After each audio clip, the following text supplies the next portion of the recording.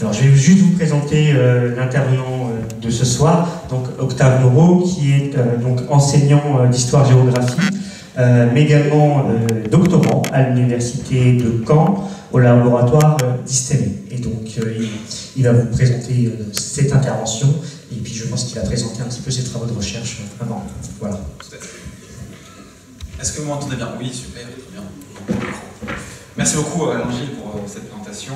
Et avant de commencer, je tiens aussi à remercier très chaleureusement la communauté d'agglomération du Mont-Saint-Michel, Normandie, la commune d'Avranches, et donc la Société d'archéologie, de littérature, de sciences et d'art d'Avranches, et Grandville, pareillement.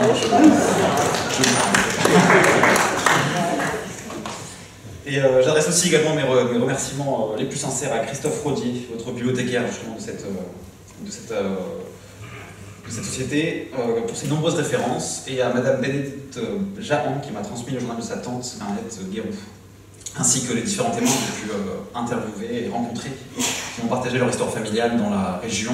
C'était plutôt l'année dernière, mais s'ils sont là, je l'espère, ils se reconnaîtront, et donc je les remercie le plus sincèrement possible. Pour me présenter rapidement, donc je suis effectivement en thèse au laboratoire Istémé. Je travaille sur les représentations des bombardements aériens en Normandie pendant la Seconde Guerre mondiale, histoire d'une sensibilité paradoxale. Ce que je questionne particulièrement, c'est le sentiment des Normands et la construction du sentiment des Normands par rapport à ces bombardements, qui constituent une expérience de violence assez incroyable et assez extrême. En l'occurrence, c'est une violence paroxystique, c'est-à-dire une violence extrême, parce que par nature, les bombardements aériens constituent cette violence-là. C'est une violence qui sature les sens, qui entérine de nombreux traumatismes. Et en plus de cette violence des bombardements aériens de leur nature, c'est une expérience de violence paradoxale, parce qu'elle est commise par les Alliés, les Anglo-Américains, c'est-à-dire ceux que les populations civiles ont investi de la mission de libérer. En l'occurrence, le sentiment des Normands, il ne peut pas se constituer comme ceux des Allemands ou ceux des Anglais qui ont été bombardés par leur ennemi. Il ne peut pas se constituer sur un cadre normatif de la guerre, où c'est l'armée ennemie qui est responsable des destructions et des morts. Et donc c'est vraiment ça mon objet d'étude, c'est questionner cette construction-là, ce rapport à ce passé-là, à ce passé paradoxal. Et justement, ce rapport à ce passé, il est assez difficile à concevoir. D'ailleurs, je me permets juste de préciser, parce que j'ai mis les logos, et si ça vous questionne, comme ça vous le savez. Donc il y a l'université de Caen, parce que cette thèse est financée par l'université de Caen, et également le département de l'Orne, qui m'a alloué une bourse pour la réalisation de cette thèse, dont l'explication de ces deux logos ici. Et vous avez évidemment cette image que vous connaissez certainement, donc du clocher de l'église Saint-Gervais d'Avranches, dans les ruines, au moment de la libération, un peu après la libération, le 3 août 1944, quelques jours après. Et donc ce sensible rapport au passé, il apparaît de différentes formes. Par exemple, lors du 75e anniversaire, donc il y a 5 ans, 2019, c'est tout récent, ce sensible rapport au passé, il apparaît avec la difficulté de nommer qui sont les personnes qui sont responsables des bombardements. Ce cadre normatif-là, qui est compliqué à saisir, c'est parce qu'ici, il n'y a pas de flèche réparée, il n'y a pas de pointeur, c'est pas très grave non plus, mais vous arriverez sûrement à lire que, donc au début de l'article, on est sur les commémorations données sur Redon, donc une ville du Calvados qui a été détruite par les Anglais et les Américains autour du 12, 13, 14, 15 juin. Il y a eu à peu près 185 victimes, ils indiquent 165, il y en a eu un peu plus en réalité. Et donc le journaliste du Ouest France, au moment de ces commémorations, il écrit « Il y a 75 ans, les Allemands ont bombardé Odet-sur-Redon. Les Allemands n'ont jamais bombardé Odet-sur-Redon, ça n'est jamais arrivé. » Voilà. Et pourtant, face à l'incompréhension, la difficulté de concevoir que ce sont les libérateurs qui ont bombardé la Normandie, on peut se tromper, on peut avoir des difficultés à mettre des mots sur qui sont les responsables. Et c'est quelque chose que je retrouve aussi à de nombreuses reprises avec des descendants de témoins. Il m'arrive de rencontrer des personnes dont les parents, les grands-parents sont décédés sous les bombes, ont vécu le bombardement, et qui me disent qu'ils sont étonnés de découvrir que très récemment, en 2024, 2023, que ce ne sont pas les Allemands comme ils l'avaient toujours pensé, mais bien les Anglais ou les Américains qui ont bombardé. Ces bombardements-là, ils sont aussi minorés dans l'ampleur. Vous connaissez aussi certainement cette photo, c'est peut-être la photo la plus emblématique des bombardements aériens en Normandie, c'est Max et Jean Robin dans les ruines de Saint-Lô en août 1944, qui regardent les convois militaires américains passer. Et cette photo-là, elle montre aussi l'image que représente Saint-Lô, une image catalysatrice, une image qui concentre l'ensemble de la mémoire des bombardements aériens à l'échelle nationale, minorant l'ensemble des autres bombardements, par exemple ceux de la Manche Sud. Saint-Lô, c'est vraiment cette ville-là, la capitale des ruines, comme l'a nommé Samuel Beckett en 1946, qui concentre cette mémoire-là, avec, on pourrait rajouter aussi la ville du Havre, qui a une autre perspective, parce que la ville du Havre, le ressentiment pour les Anglais en l'occurrence, est bien plus marqué, bien plus assumé, parce que le bombardement est tellement atypique, celui du Havre, donc en septembre 1944, que l'histoire est encore plus marquée d'un point de vue paradoxal. Il y a aussi Caen, mais qui a une image plus lointaine. Je ne sais pas ce que je fais pour taper ce micro, mais excusez-moi pour ça. Donc en tout cas, voilà cette image de Saint-Lô qui concentre cette mémoire-là, et ce n'est pas anodin si, pour le 80e anniversaire du débarquement, notre président de la République, Emmanuel Macron, se rendra à Saint-Lô le 5 juin pour rendre hommage à l'ensemble des victimes civiles. Encore une fois, c'est une manière de placer cette ville de Saint-Lô comme étant l'étendard des victimes civiles de la Seconde Guerre mondiale. Et ça a l'avantage de parler de ces victimes-là, mais ça a aussi le désavantage d'occulter une partie des autres bombardements qui ont eu. Et justement, l'ampleur des bombardements, parlons-en, c'est l'intérêt de cette conférence-là, c'est d'élargir le prisme des bombardements qu'a connu le sud de la Manche avec l'histoire globale de ces bombardements aériens pour l'insérer dans cette histoire globale. Donc quelques chiffres qui sont assez emblématiques. Là, je ne parle que des bombardements en Europe. Donc les bombardements en Europe, c'est plus de 600 000 personnes tuées. La très grande majorité étant tuée par les Alliés, les Anglo-Américains en l'occurrence. Donc 420 000 Allemands, entre 60 et 70 000 Français, environ 61 000 Britanniques tués par les Luftwaffe et 60 000 Italiens. Donc la majorité de ces personnes, des civils tués par ces bombardements-là, ce sont des personnes qui ont été tuées par les Anglo-Américains. Et ces chiffres sont à prendre aussi avec plusieurs mesures. Tout d'abord, c'est assez compliqué, ce sont souvent des chiffres qui sont sous-évalués. Par exemple, dans ces chiffres-là, on n'a pas les bombardements de la Belgique, des Pays-Bas ou des Balkans, qui ont lieu également. Il y a à peu près 18 000 personnes qui ont été tuées, 28 000 personnes qui ont été tuées entre la Belgique et les Pays-Bas, il y a des bombardements dans les Balkans, et il y a aussi tous les bombardements américains en Asie, où le chiffre des victimes civiles des bombardements de la Seconde Guerre mondiale dépasse aisément le million. Et ces chiffres-là, ils sont toujours sous-évalués, car il est extrêmement compliqué de déterminer qui est mort par un bombardement. La violence du bombardement est telle que les corps sont déchirés, déchiquetés, introuvables, retrouvés des jours après. Il y a ces personnes qui meurent des blessures, et donc il est compliqué d'attribuer comme étant morts du bombardement ou non. Et donc c'est toujours des chiffres qui sont sous-évalués. Et donc c'est assez intéressant à ce niveau-là. Et en plus de ça, ça ne marque pas totalement l'ampleur et l'importance des bombardements pour les civils, parce qu'en l'occurrence, ça ne considère que les personnes qui sont mortes. Il y a également tous ceux qui ont été blessés, que ce soit physiquement, mais aussi psychologiquement, psychiquement.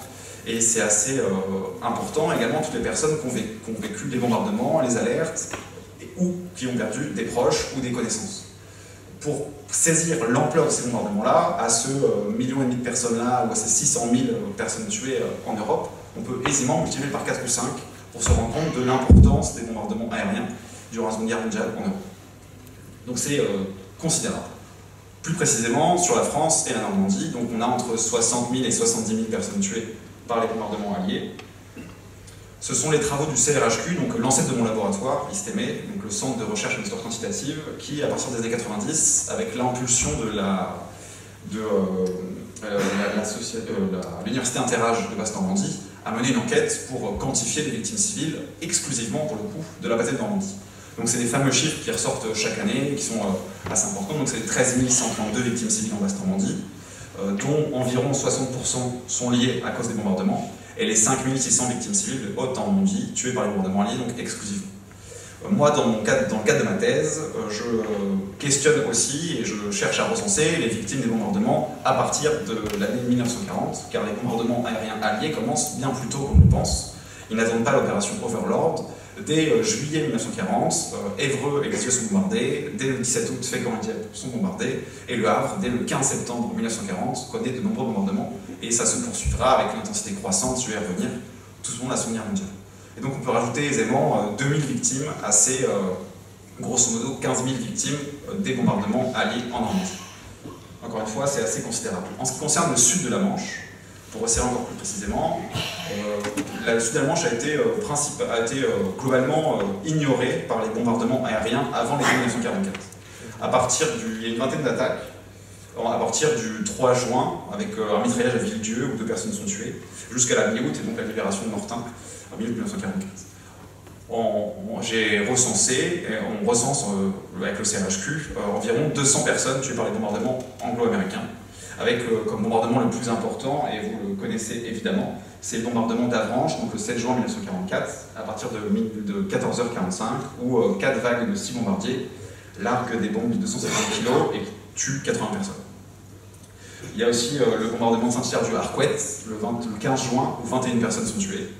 Et Granville est régulièrement attaqué par les forces alliées à partir du 6 juin. Et c'est en tout une quarantaine de personnes qui sont tuées par les bombes anglo-américaines. L'ampleur de ces attaques montre bien que c'est une histoire essentielle pour comprendre la réalité de la Seconde Guerre mondiale. Plus que l'occupation, la résistance ou le débarquement, les bombardements constituent une expérience de la guerre pour une majorité de civils. Mais c'est une histoire inconnue, c'est une histoire qui est difficile pour les victimes civiles de se faire reconnaître, même en Grande-Bretagne, alors que pour le coup, on connaît quand même plus facilement le Blitz parce que ce sont les Allemands qui ont bombardé, les victimes civiles sont assez peu reconnues. Il y a une déshumanisation des victimes civiles parce que les bombardements, en étant une force aérienne lointaine, tuent de façon très anonyme. Donc les victimes sont assez déshumanisées et il y a une vraie difficulté à se faire reconnaître. Pour la France, les travaux majeurs n'arrivent qu'en 2014. Il y a évidemment les travaux du CRHQ dont je vous ai parlé tout à l'heure pour recenser les victimes civiles, mais qui se restreignent à 1944. Et ce n'est qu'en 2014 qu'apparaît un premier ouvrage majeur sur la question des bombardements. Il s'agit des travaux d'Andrew Knapp, donc c'est un Britannique, qui publie en 2014 Les Français sous les bombes alliées. Il est suivi quelques années plus tard, donc en 2019, par Stephen Bourke, qui publie lui, c'est un Américain, Au-delà des plages, la guerre des Alliés contre la France, donc au titre équivoque, la guerre des Alliés contre la France. Tous les deux sont deux anglo-saxons, tous les deux notent dans leur introduction la méconnaissance qu'on a de cette histoire-là. Andrew Knapp raconte qu'il arrive à la mairie du Havre, et dans la mairie du Havre, à D'Hauteville, il y avait une grande image des ruines du Havre, et il se rend compte que ce sont lui, sa nation, les Britanniques, qui sont responsables de cette destruction-là, et ça l'emmène à écrire sa vie. Stephen Bourke, c'est un spécialiste de l'histoire militaire américaine, quelqu'un qui est quand même, qui maîtrise son sujet, et qui, dans son introduction, marque lui aussi son désarroi de ne pas connaître cette histoire-là, de l'apprendre que très tardivement. Ils sont tous les deux rejoints en 2020 par un doctorant comme moi, qui est aujourd'hui docteur, canadien cette fois, qui a travaillé sur la mémoire sous silence des bombardements en France, et donc qui étudie le silence assourdissant à l'échelle nationale des bombardements. Vous noterez que ces trois ouvrages majeurs sur cette question-là sont issus d'anglo-saxons. Il y a peu de Français qui se sont appuyés au niveau national, au niveau global, pour travailler sur cette question-là. Je vais y revenir, et je vous note aussi que vous noterez que les deux couvertures de ces ouvrages-là sont, une nouvelle fois, l'image de Saint-Lô, Max et Jean Robin. Et donc ça marque aussi cette difficulté à se détacher de cette image-là de Saint-Lô qui est imprégnante dans la mémoire collective. Pour les historiens français, on a plutôt tendance, c'est par exemple le cas, je me concentre sur un aspect assez précis des bombardements, on se concentre sur quelque chose d'extrêmement précis. Il y a ceux qui ont travaillé exclusivement sur la ville de Normandie, il y a ceux qui ont travaillé exclusivement sur une ville, avec telle ville, telle commune, sous les bombes, occupée pendant la Seconde Guerre mondiale, détruite, etc. etc. Et également sur des aspects plus stratégiques. Par exemple, des historiens français qui ont travaillé sur le Transportation Plan, donc le plan de bombardement pour préparer le débarquement. Quelques ouvrages, justement, qui sont sur la question des bombardements, ou plus généralement de la guerre dans le sud de la Manche, dont une majorité m'ont été envoyés par Christophe Rodier, que je remercie une nouvelle fois. Donc vous avez Patrick Bertrand et Christophe Lejeune qui ont tous les deux travaillé sur Granville en 2019, Sylvette Gaucher en 2017 sur Avranches, David Nicolas Méry, donc ici présent Emmanuel Villain sur la baie du Mont-Saint-Michel en 2014, etc., etc. On a un certain nombre, dont par exemple des mémoires universitaires aussi, comme David Deguet qui a travaillé sur la libération du canton d'Avranches, Michel Coupard et Jacques Lecoq et Christophe Lambert sur le sud de la Manche, de guerre, etc. Et en 2003, on a aussi une thèse sur Saint-Hilaire du Harcouët. Donc voilà les ouvrages sont foisonnants, et cela c'est que les ouvrages, il en manque un certain nombre, c'est qu'un panel, et que sur la période des années 2000. Il y a aussi tous les ouvrages qui sont publiés avant, il y en a un nombre conséquent, et je ne doute pas que pour 2024, on va aussi être inondé d'un nombre conséquent d'ouvrages sur cette question-là. Je vais vous montrer un graphique à la fin de cette conférence où on voit effectivement de nombreuses années de publication sur les années décennales, sur les années de commémoration majeure. 1984, 1994, 2004, 2014, 2019, 2024 sont des années où on a beaucoup de littérature qui est publiée sur cette question-là. Tous ces ouvrages sont essentiels d'un point de vue local. Ils apportent des détails que moi je ne vais pas apporter particulièrement parce que justement je questionne la représentation des bombardements et que j'essaye d'insérer cette histoire des bombardements dans une échelle plus globale de la Seconde Guerre mondiale. Car la Seconde Guerre mondiale et les bombardements permettent à auteurs d'hommes et de femmes qui l'ont vécu de faire une histoire globale de la Seconde Guerre mondiale. C'est une histoire événementielle, une histoire des événements, une histoire des batailles, car il y a une grande influence de ce qui se passe dans le conflit sur la façon dont vivent les Normands les bombardements. Par exemple, si les Alliés remportent des batailles décisives à Stalingrad, en URSS, en Afrique du Nord, les Français, les Normands vont vivre plus facilement le fait de se faire bombarder.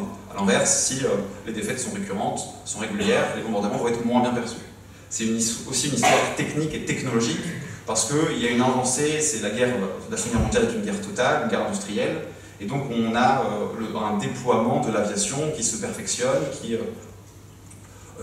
perfectionne ses outils de navigation, son tonnage en bombes, etc.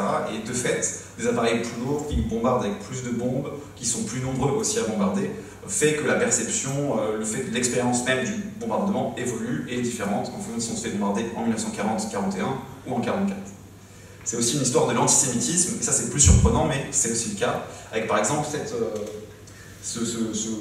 cet organe qui est créé par Vichy en 1942, c'est le Comité ouvrier de secours immédiat, donc qui est censé apporter des soutiens aux victimes des bombardements et qui utilise les fonds qui sont pris sur l'expropriation des Juifs par Vichy. Voilà, c'est vraiment un organe piloté par Vichy à ce moment-là, qui est un organe de propagande aussi, qui apporte un certain soutien, mais qui le fait grâce à l'utilisation matérielle des Juifs qui sont déportés par l'Allemagne nazie. Et c'est enfin aussi une histoire de l'épuration, par exemple, parce que lorsque se mettent en place les associations sinistrées, la préfecture de la Manche notamment, et j'y reviendrai également, vérifie que dans ces associations sinistrées, dans le comité d'organisation de ces associations, il n'y a pas de personnes qui auraient collaboré ou qui sont suspectées d'avoir collaboré. Donc c'est vraiment une histoire globale, totale de la Seconde Guerre mondiale à partir de 1942. Et c'est aussi pour ça que, pour commencer cette démonstration, je vais vous présenter l'histoire de la stratégie aérienne alliée et de l'imaginaire des bombardements, afin qu'on prenne conscience ensemble, qu'on se défasse de nos préjugés sur la question des bombardements, et qu'on puisse prendre en considération l'étendue que ça représente à l'échelle de notre histoire. Ensuite, je reviendrai sur l'organisation de la population du sud de la Manche face aux bombardements, avant de clôturer cette présentation avec la mise en mémoire de ces bombardements. Donc en ce qui concerne l'histoire de la stratégie aérienne alliée et l'imaginaire de ces bombardements, il est nécessaire de remonter un peu le temps. L'histoire des bombardements aériens, elle prend sa source avec deux ambitions de l'être humain. La première, c'est une ambition qui a sûrement toujours existé, celle de voler, et l'autre, déployer des armes toujours plus puissantes. On pourrait remonter à l'invention de la bombe au Xe siècle, en Chine, où on commence justement avec la poudre noire, avec la découverte de la poudre noire, à construire des bombes, et ces bombes-là, pour être efficaces, il faut les envoyer depuis un fort, depuis une catapulte, etc. Donc c'est une première forme d'arme aérienne. Et ensuite, on peut s'arrêter déjà en 1673, donc au XVIIe siècle, avec par exemple Francesco Ladanna-Terzi dans son Prodomo. Francesco Ladanna-Terzi, c'est un jésuite italien naturaliste, bon, c'est comme à l'époque un scientifique qui fait plein de choses, et un de ses projets, c'est d'essayer de trouver dans l'air des galions, des gros vaisseaux, des gros bateaux. Il essaie de faire un bateau volant. Voilà, un aéronef à vide, donc une technologie qu'il invente, il ne pourra jamais la réaliser, mais il cherche à faire ça, et dans son ouvrage, il met aussi en garde ses contemporains, en disant que ça représenterait une machine volante capable de lancer un feu artificiel, des balles ou des bombes, sans risque d'être touché, et donc ça risquerait d'être dramatique. Voilà, donc on est au XVIIe siècle, et déjà on pose les bases de ce que risquent d'être les bombardements. 2 siècles plus tard, Victor Hugo, alors en exil à Guernesey, en 1864, alors que l'aviation devient une réalité pour ses contemporains, projette dans l'apparition de cet appareil, dans cette élévation technologique. Il espère que ça pourra maintenir une paix universelle, car l'arme aérienne n'a pas de front et elle pourrait être toute puissante. C'est en quelque sorte dans la continuité de ce qu'on projette aujourd'hui, de ce qu'on a projeté, je crois qu'on en est revenu, dans la bombe atomique, en pensant que cette arme de destruction massive permettrait de garantir une paix universelle, car elle empêcherait tout conflit en espérant détruire instantanément l'adversaire. Bon, c'est un résultat peu satisfaisant pour l'instant, mais c'était en tout cas cette projection-là qui est ancienne et qui date du milieu du 19e siècle. C'est par exemple ce que projette aussi Giulio Douhet dans La guerre de l'air en 1921, c'est le premier théoricien de l'arme aérienne. Il nous dit « L'aviation est une arme de frappe d'attaque pure. Par sa capacité de destruction quasiment illimitée, elle peut décider à elle seule de l'issue de la guerre. » Il espère, Douhet, comme Victor Hugo, que la guerre aérienne, que l'aviation va permettre de terminer une guerre instantanément, donc éventuellement de tendre à une paix universelle. Douhet, c'est un général italien qui a fait ses armes dans la Première Guerre mondiale. C'est à ce moment-là qu'on commence à avoir des premières formes de bombardement, avec les Zeppelins allemands par exemple. Il y a aussi le développement des chasseurs, donc on commence à avoir des prémices. Pour information, le tout premier bombardement de l'histoire, en tout cas celui qu'on considère comme tel, il est fait en 1911 par un Italien également, au-dessus de la Syrie actuelle, non pas la Syrie, mais c'est au-dessus de l'Irak actuel, l'oasis Ain Zira, qui est bombardé. Il lance en fait une grenade depuis son appareil, et c'est le premier bombardement de l'histoire. Et ce premier bombardement-là, il ne vise pas des ennemis directement marqués, il ne vise pas des soldats engagés dans le conflit, il vise un oasis, il vise un lieu de vie socio-économique et qui a l'objectif de le détruire. Et c'est en fait cette perspective-là, ces deux objectifs-là qui sont poursuivis par les théoriciens de l'arme aérienne et qui vont les amener à la Seconde Guerre mondiale. C'est tout d'abord une arme surpuissante qui permettrait de faire la paix. On peut gagner la guerre avec l'arme aérienne. Et ensuite, c'est de le faire en détruisant les moyens socio-économiques de vie. Pas tant en détruisant des personnes matérielles, soldats, etc., mais vraiment la dimension économique. En 1918, la RAF est née, la Royal Air Force est créée, en sortie de la Première Guerre mondiale. C'est la première force aérienne qui est indépendante. Ses propres chefs, ses propres moyens économiques, ses propres chaînes de commandement, ses propres ordres, etc., son propre développement. Et Hugh Trenchard, qui est le premier chef de la RAF, la pense comme ça. Il espère que ça permettra de détruire la vie sociale et économique des populations rebelles afin d'assécher les milieux dans lesquels les insurgés mènent le combat. Encore une fois, cette idée de détruire l'endroit où vivent les insurgés, les rebelles. Et la RAF expérimente ces diverses techniques de bombardement dans des opérations de ce qu'on appelle police bombing dans les colonies, où on utilise ces bombardements-là, et en gros, ce que font les chasseurs, à ce moment-là, c'est plutôt des chasseurs, c'est qu'on n'arrive pas à toucher les insurgés, et donc on se défoule en tuant les vaches, les silos, en détruisant les maisons, les cultures, etc., etc. Et donc on retrouve cette idée de ne pas tuer directement la population, mais plutôt de toucher des moyens économiques. Pourtant, en 1907, il y a la Convention de La Haye, donc convention qui est toujours en actualité, et qui cherche à prévenir la vie des civils, qui inscrit le fait que les bombardements ne pourront pas toucher des civils s'ils ne sont pas, en gros, à proximité directe d'un objectif militaire très bien établi. Et les alliés, en l'occurrence les Anglais à ce moment-là, sont assez d'accord avec cette théorie-là. On ne cherche pas à tuer les civils, en tout cas pas les Européens. Les personnes qui tuent les civils, dans les années 30, ce sont les nazis, c'est l'apanage des nazis. Et vous le connaissez toutes et tous, pour le coup j'en suis certain, c'est le fameux bombardement de Guernica, le 26 avril 1937, où 44 appareils de la Légion Condor et avec quelques soutiens d'appareils italiens font plusieurs centaines de victimes, donc en Espagne. Ce bombardement a un retentissement international, avec notamment ce tableau, le tableau de Pablo Picasso, Guernica, à l'exposition universelle de 1937. Et les nazis, pour le coup, poursuivent cette logique de bombardement sur des civils directement. Au début de la Seconde Guerre mondiale, en septembre 1939, ils bombardent Varsovie. Un an après, quelques mois après, ils bombardent le 14 mai 1940 Rotterdam. Avec les Stuka, ils bombardent aussi régulièrement les Français sur les routes d'exode. C'est des images que tout le monde a, que tout le monde connaît, le fameux sifflement du Stuka qui bombarde en piqué, donc c'est un chasseur-bombardier qui attaque les colonnes de réfugiés, les troupes françaises, et qui bombarde aussi certaines villes. Rouen, par exemple, est bombardée, quelques villes de la Manche aussi connaissent quelques bombardements qui sont en fait, c'est étonnant à dire comme ça, mais assez mineurs à ce moment-là par rapport à ce qui va advenir après. Et donc voici une première chronologie des premiers bombardements lors de la Seconde Guerre mondiale. Donc on a les bombardements allemands sur Varsovie en septembre 1939, les Anglais bombardent Mönchengladbach le 11 mai 1940, mais avec réticence, on fait attention à la vie civile, on essaye plutôt de bombarder les troupes allemandes, mais ça a peu de succès, et le 14 juin 1940, les armées allemandes entrent dans Paris, la France, c'est l'étrange défaite de Marc Bloch, la France a perdu la guerre. Le 15 juillet 1940, le premier bombardement sur la Normandie a lieu avec les appareils alliés. Comment se structurent ces bombardements-là pour les alliés? Donc au début, je vous l'ai dit, il y a peu de risques avec les civils. Ce qui entraîne, ce qui amène les bombardements à s'intensifier pour les alliés, c'est à partir de, donc dès 1940, tout d'abord l'opération Silo. C'est l'opération qui vise, l'opération que projette Hitler pour envahir la Grande-Bretagne.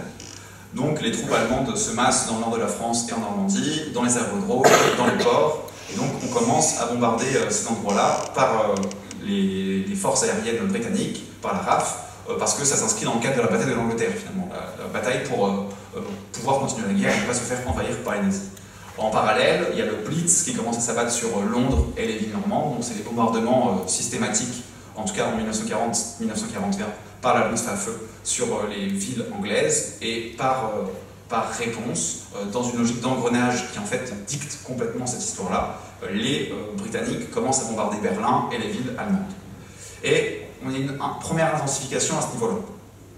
En 1941, on se rend bien compte que les bombardements stratégiques qui cherchent à bombarder des objectifs précis, ça ne fonctionne pas. Voilà, on n'y arrive pas. En plus de ça, on est à un moment où les appareils sont encore peu développés. Les pilotes doivent trouver les objectifs à vue. Si on ne trouve pas l'objectif, il n'y a pas de navigation électronique. Si on ne trouve pas l'objectif, on rentre avec ses bombes. C'est des appareils qui sont bimoteurs, qui ne vont pas très loin, qui ont un faible tonnage de bombes, et qui en général sont composés de, quand ils vont bombarder l'Allemagne, de 10-20 appareils maximum. On se rend bien compte donc en 1941 qu'on n'arrive pas, que c'est peu précis. Il y a le fameux but report qui vient du 18 août 1941 qui sanctifie cette erreur stratégique, en tout cas le fait que ça ne fonctionne pas. Mais par contre, on se rend bien compte que ces bombardements-là, ils ont un avantage politique très important, c'est qu'en fait, ils permettent de faire prendre conscience aux Français d'abord, et aux autres populations occupées, que la guerre continue. L'avantage du bombardement, en n'ayant pas de front, et les Anglais sont bien placés pour pas avoir de front parce qu'en plus ils sont sur leur île, ça leur permet de montrer que la guerre continue et ça suscite de l'espoir au sein des populations occupées. La guerre n'est pas finie. En 1942, il y a le tournant majeur dans la stratégie des bombardements. C'est deux choses. La première, c'est la nomination de Sir Arthur Harris, qui sera tristement surnommé le boucher, à la tête de la RAF, du Bomber Command, donc de l'organe chargé de bombarder de l'organisation des bombardements. Et Sir Arthur Harris, il est un adepte, il est persuadé dans l'imaginaire qu'il peut gagner la guerre grâce aux bombardements lourds, et il est un adepte de la stratégie de l'area bombing, donc des bombardements en zone, ou de ce qu'on appelle aussi le carpet bombing, les tapis de bombes. Et donc en fait, l'idée c'est on ne peut pas être précis, donc c'est de plus tellement s'embêter avec la précision, mais d'élargir le champ de l'objectif militaire pour bombarder massivement. On bombarde aussi avec une technique qui est assez précise, c'est-à-dire qu'on largue d'abord des bombes explosives, histoire de dégager les voies d'air, les fenêtres, les toits, voilà, on fait exploser les carreaux avec les bombes explosives. Ensuite on largue les bombes incendiaires qui du coup entraînent un incendie important car avec le feu ça s'immisce dans les voies d'air, ça utilise les voies d'air pour rendre la ville comme un véritable brasier, et on termine avec les bombes à retardement pour empêcher l'arrivée des secours, en tout cas désorganiser les secours. Encore une fois, l'idée, en tout cas sur l'Allemagne, c'est pas tellement de tuer plein de monde c'est vraiment l'idée de briser le moral des populations, d'espérer qu'il y ait le front du coup une révolution qui a fait tomber le régime nazi, et c'est aussi de faire un maximum de blessés pour que ça pèse sur l'État et que du coup ça ralentisse la production économique, etc. En plus de ça, en 1942, on a l'arrivée des Américains en Europe avec la 8e USAF pilotée par Doolittle, car les Américains sont entrés en guerre fin 1941 avec Pearl Harbor, et ils arrivent à Londres, ils arrivent en Angleterre, et ils commencent par bombarder la France, notamment le 18 août 1942, c'est le bombardement de Rouen. Et la différence majeure entre les Anglais et les Américains, c'est que les Anglais bombardent de nuit. Il y a une technique qui se met en place avec des pathfinders où on des éclaireurs en fait, qui larguent des premières bombes, des fusées de jalonnement qui sont vertes ou rouges et qui ont marqué énormément les civils français d'ailleurs. Et ensuite, on arrive en bombardant à une altitude assez faible. Tandis que les Américains, fiers de leur puissance et de leur technologie, notamment le viseur Norden, où ils estiment qu'ils sont capables de viser une cible très précise dans le désert de l'Arizona, à plusieurs milliers de kilomètres d'altitude, bombardent 2 jours. Voilà. Et au moment du bombardement de Rouen, par exemple, on fait un nombre de victimes assez conséquent, il y a plusieurs centaines de victimes, et on est assez fiers et heureux du bombardement, en estimant qu'on a été précis, alors qu'en réalité, il y a plusieurs kilomètres qui séparent l'objectif et la bombe, et quelques bombes. Pour être aussi tout à fait transparent, les 2 techniques de bombardement se valent tout à fait. Il n'y a pas de pays qui est plus précis que l'autre. Il y a des bombardements qui se marchent mieux à des moments T, mais globalement, les bombardements anglais ou américains sont aussi peu précis les uns que les autres. En 1943 et 1944, on a une véritable intensification de ces bombardements alliés. Les Américains bombardent l'Allemagne, et aussi on commence à partir de 1944 à bombarder les transports français, les sites de V1, V2 et les villes du Nord et Normandie. Il y a eu un débat important, qui est important de notifier aussi à ce moment-là, en 1944, au sein du Haut Commandement allié. Il y a 2 groupes qui s'opposent. Il y a Eisenhower, qui est donc le chef du suprême du quartier général allié pour l'expédition, ou pour l'invasion, Overlord. Et Eisenhower, il veut mettre toutes les forces dans la bataille. Il a entendu dire par justement les différents généraux des forces aériennes que ça allait pouvoir gagner la guerre, et donc il veut mettre tout dans la bataille, et donc bombarder l'île Normande. S'oppose à lui Churchill, qui est plutôt dans une position mesurée, en disant que les Français sont quand même des amis, il ne faudrait pas qu'ils nous accueillent avec des armes, et donc il faut minorer, faire attention à ces bombardements-là. Et les autres qui s'opposent à ces bombardements-là, ce sont justement les chefs de l'USAF et de la RAF, donc Arthur Harris et Doolittle, qui tous les deux veulent garder leur bombardier lourd pour eux, bombarder l'Allemagne massivement, parce qu'ils pensent qu'ils peuvent gagner la guerre comme ça. Eisenhower met tout le monde d'accord, il prendra les bombardiers lourds et on bombardera les villes normandes. Ensuite, cette histoire-là, on va y revenir tranquillement, mais c'est des choses que je suis certain que vous maîtrisez. Sur le bilan de ces bombardements-là, il est sans appel. Les bombardements stratégiques et les bombardements lourds ont été un échec, complètement. L'objectif en détruisant les villes normandes, c'est de ralentir la progression des troupes allemandes. Ce n'est pas ça qui a ralenti les troupes allemandes. Les Allemands passent sur les côtés des îles, ils perdent quelques minutes certes, quelques heures parfois, mais pas beaucoup plus. Même les ruines participent à la défense des villes par les Allemands, parce que c'est plus simple de défendre une ville en ruine qu'une ville avec encore tous les éléments qui sont debout. Ça ralentira aussi la progression des Alliés quand ils prendront l'avantage à partir de juillet 1944. Et même en Allemagne, l'objectif de réduire la production, il n'y a jamais eu de révolution en Allemagne nazie, le moral des Allemands n'a jamais flanché, et l'espérance de réduire la production économique, c'est un échec aussi parce que l'Allemagne n'a jamais produit autant d'armes que sous les bombardements massifs de 1944-1945. En fait, ce qui a, pour le coup, joué dans la bataille pour les forces aériennes, et ce qui a été déterminant, c'est pas les bombardements stratégiques, c'est les bombardements tactiques, en tout cas les opérations tactiques, c'est-à-dire celles qui sont menées par les chasseurs et les chasseurs bombardiers, qui ont mitraillé et bombardé des civils, pendant l'Exode notamment, en 1944, mais qui surtout, par leur couverture aérienne, par leur prédominance dans le ciel normand, ont empêché concrètement la montée des troupes allemandes, qui se cachaient dans les forêts, qui attendaient la nuit pour avancer. Et c'est pour le coup l'élément déterminant. Et toutes ces informations-là, c'est pas moi qui le dis, c'est plusieurs historiens spécialistes de ces questions-là. Et il y a même un Américain, donc c'est Richard Overy, historien spécialiste de ces questions, qui a mis en place ces différents éléments, et qui dit même, lui, que les investissements qui ont été mis en place sur les bombardements alliés seraient pu être mis autre part. Par exemple, on va chercher à produire des bombardiers toujours plus lourds, comme le B-29, donc la super forteresse volante, qui sera utilisée finalement que pour la fin de la Seconde Guerre mondiale et la guerre de Corée, qui aura coûté plusieurs milliards et qui aura coûté même plus cher que le projet Manhattan, donc le projet de la bombe nucléaire. C'est pour vous dire l'investissement qui a été mis dans ces bombardiers lourds, dans l'imaginaire et la foi qu'on avait dans ces bombardiers lourds. C'est assez conséquent, et Overy, historien spécialiste, dit que ça aurait pu être plus pertinent, c'est facile de le dire avec le recul évidemment, mais de financer des chasseurs plus performants, des chars plus performants, etc. etc. Et donc en 1945, il y a un économiste américain qui est chargé de la mission bilan sur la stratégie des bombardements alliés, donc c'est J.K. Galbraith, qui participa à la préparation du United States Strategic Bombing Survey, donc qui est chargé de quantifier et de faire un bilan de cette stratégie-là. et qui, dans ses mémoires, nous dit « Nous commencions à voir ce qu'il nous fallait affronter. Les bombardements stratégiques, en l'occurrence les bombardements lourds, étaient l'une des plus grandes, peut-être la plus grande erreur de calcul de la guerre. » Donc c'est pour vous donner un peu les bases et l'imaginaire de ce que représentent ces bombardements-là dans leur imaginaire le plus lointain à le constat qui est fait à la fin de la Seconde Guerre mondiale. Maintenant, on va pouvoir resserrer sur notre objet d'étude et, en l'occurrence, les populations du sud de la Manche face au bombardement anglo-américain. Donc là, je vais vous emmener un peu avec moi dans mon quotidien d'historien. Il y a pas mal de documents que vous allez voir qui sont issus des archives départementales de la Manche, donc à Saint-Lô, et qui vont permettre d'éclairer un peu les différents points et comment je les manipule moi pour les utiliser. Donc l'imaginaire des bombardements est si important que l'instant du bombardement, l'événement de bombardement ne se limite pas au seul impact des bombes.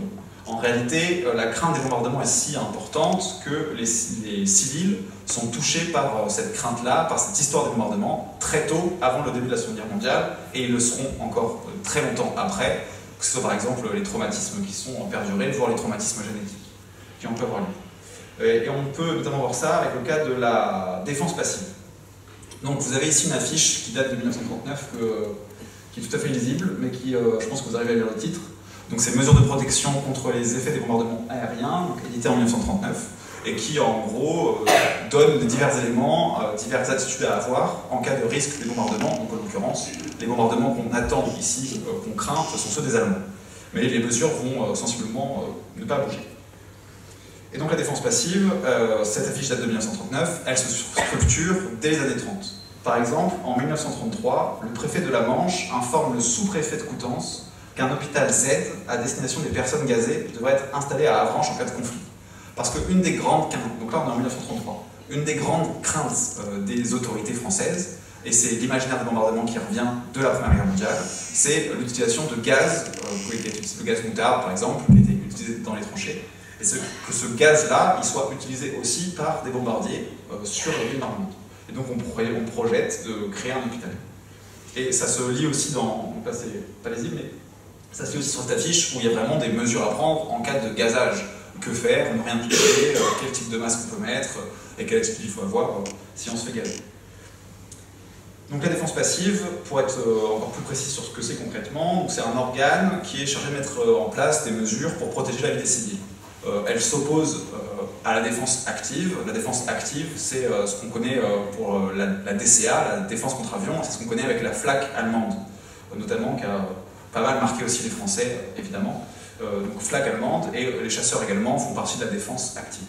La défense passive, elle prend des mesures du type extinction des lumières, recensement et organisation des abris, évacuation, et du coup le passage à la distillation de masques à gaz.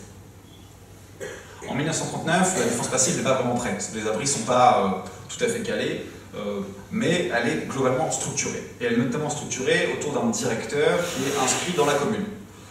Ça peut être le maire, l'adjoint ou le commandant des pompiers par exemple, comme à Avranches où le directeur de la défense passive, c'est le commandant Nicolas en 1944. À Saint-Hilaire-du-Harcouët, c'est M. Durand. La défense passive, elle est organisée en îlots, elle est en lien avec la Croix-Rouge, les équipes d'urgence par exemple, pour l'intervention directement sur les moments. Les îlots, c'est des quartiers, voilà, c'est des groupes qui gèrent des quartiers. Mais elle est aussi en lien avec les forces d'armée d'occupation, car on est en territoire occupé, et avec la police, car c'est un organe de Vichy, ça dépend de Vichy, mais dans l'occupation. Donc c'est vraiment un organe central qu'on méconnaît complètement aujourd'hui, la défense passive, alors qu'elle est vraiment à l'interstice, au centre de plein d'interactions entre civils, différentes associations, police, Vichy et l'occupant. Et elle prend différentes mesures, par exemple les mesures d'obscurcissement, donc d'extinction des lumières, c'est ce que vous avez ici avec un témoignage que j'ai réalisé donc, le 3 avril 2023 à Avranches, où la personne que j'interviewe nous dit que son père mettait justement des contreplaqués sur les fenêtres pour éviter que la lumière sorte. Donc c'est une manière de vous montrer comment la crainte des bombardements impacte les civils, où chaque nuit il faut respecter le couvre-feu, éteindre les lumières, ou mettre par exemple on met aussi de la lumière bleue sur les phares des voitures ou sur des motos, et donc aussi des contreplaqués pour empêcher, des sortes de contreplaqués pour empêcher que la lumière circule. Toutefois, il y a une certaine réticence de la population qui, après l'occupation, après le moment de l'occupation, ne comprend pas trop pourquoi elle se ferait bombarder. pourquoi les Alliés, ceux qu'on investit globalement d'une libération à venir, nous bombarderaient. Donc la police, qui sert aussi de mesure de défense passive, régulièrement sanctionne, met des contraventions à différentes personnes. Là, rien que pour le mois de janvier 41, on a deux contraventions par exemple. Une a été faite à un monsieur pour non-camouflage de lumière justement, et il y a une fenêtre du deuxième étage dépourvue de tout camouflage, laissant un reflet sur la maison en face, contravention. Le 24 janvier 1941, à 23h10, contravention pour fermeture tardive dans un restaurant, 5 clients étaient encore attablés, contravention pour tout le monde. Et donc ça montre bien qu'il y a une forme de relâchement, c'est quelque chose que je constate dans toutes les villes normandes, de relâchement face à la crainte des bombardements. Et ça se manifeste au niveau de l'entièreté du département de la Manche, par exemple, parce que justement, au début de l'année 1941, le préfet de la Manche adresse au maire des remontrances, devant l'attitude de la population qui, au lieu de se mettre à l'abri, cherche à regarder ce qui se passe. On a vraiment une curiosité des populations, au moment des alertes, d'essayer de voir les appareils alliés, voir ce qui se passe, comprendre ce qui se passe, et donc qui n'est pas du tout mise en sûreté et qui met en danger tout le monde. Et donc il y a une pression de l'occupant sur la défense passive et sur la préfecture pour un meilleur respect de ces consignes. Par exemple, il y a... Est-ce que c'est sur celui-là? Oui. Donc là, peut-être vous arrivez à lire, c'est pas mal, j'ai pas mal zoomé. Donc je vais beaucoup m'attarder sur la ville de Granville, parce qu'aux Archives de la Manche, justement, on a tous les rapports sur l'attitude et l'opinion de la population civile. Donc c'est des choses qui sont assez marquantes en tant qu'historien pour avoir une idée de ce que pense, de comment, en tout cas ici c'est le commissaire de police de Granville, perçoit l'attitude de la population. Et donc il nous dit que dans la nuit du 4 au 5 juillet 1941, donc c'est le dernier paragraphe, quelques bombes ont été lâchées par un avion anglais, sur l'avant-port de Granville et n'a provoqué que de légers dégâts matériels. Cet incident a été suivi par de nombreux commentaires, mais le moral de la population n'a pas été atteint. Donc effectivement, le moral de la population n'a pas été atteint, ça paraît normal, mais ce que ne dit pas ce commissaire dans son rapport au préfet, c'est que c'est la nature des commentaires. Est-ce qu'ils sont positifs, est-ce qu'ils sont négatifs? Qu'est-ce qu'on dit de ces commentaires-là? Les bombardements des années 1941-1942, je vous l'ai dit, ils sont perçus de façon très positive en réalité par la population. Même le 3 mars 1942, alors que le 3 mars 1942, c'est le premier bombardement sous la direction de Sir Arthur Harris. C'est le bombardement que vous connaissez peut-être c'est le bombardement des usines Renault à Boulogne-Billancourt. Donc c'est un bombardement qui fait un nombre conséquent de morts, c'est même le bombardement le plus meurtrier à l'instant T au moment de la guerre. Et alors qu'on pourrait penser qu'il serait réprouvé par le plus grand nombre, il nous paraît au contraire avoir rallié davantage de sympathie à l'Angleterre qu'il ne lui en a aliéné. La population civile, devant la nouvelle du bombardement des usines Renault, qui en plus c'est un bombardement qui est vraiment utilisé par la propagande vichiste pour dire regardez les terroristes anglais ce qu'ils font. Ce bombardement-là, il a le mérite de enjouer la population civile. Il y a un vrai moment de les Anglais sont capables de faire une démonstration de force, c'est la deuxième partie du rapport, on peut espérer dans les jours prochains une potentielle libération. Et ce n'est pas anodin si par exemple à Granville, quelques jours après le 3 mars 1942, on a à la fin de ce paragraphe-là, le commissaire qui nous dit dans son rapport que, étonnamment, la population, il y a un bobard qui circule, que la population et le port risqueraient d'être bombardés le vendredi 13 mars 1942. Ce bombardement n'a provoqué aucune panique dans la population. Effectivement, face au bombardement massif des usines Renault de Boulogne-Billancourt, on commence à espérer des bombardements de plus en plus importants dans l'espoir d'une libération.